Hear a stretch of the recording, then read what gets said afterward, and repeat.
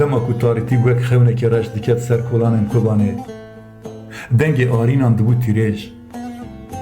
Dibû gule û li nava singê zilmê diket.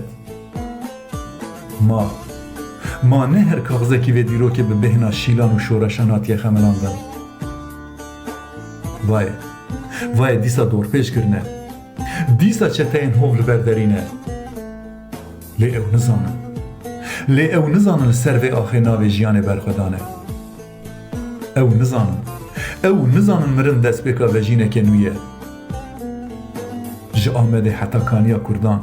Ji Amedê heta kaniya Kurdan her kevir, her dar, her kolan ziman girtine û dibêjin em li virin. Em ji Xwedê û ji mirinê tev mezintirin. Binêre li Qamişlokê bayê Amûdê tê. Li Hesekê tolhildana dêrka hemgoşiyar dibe.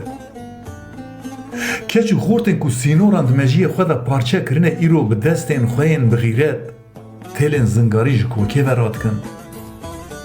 Êdî ne li wê heye ne li vir. Tenê dilekî mezin heye ku ji nisêbîna rengîn heta Kobanê wekî keziya jinxasekî li benda xonandina pênûsa azadiyê ye. Ev ne tenê şerekî axê ye. Ev şerê ronahiyê û tarîtiyê ye. Ew ê ku sînoran xira dikin. Evên ku bi tîpên zerîn navên mirovahiyê li ser girên miştenûrê dinivîsin.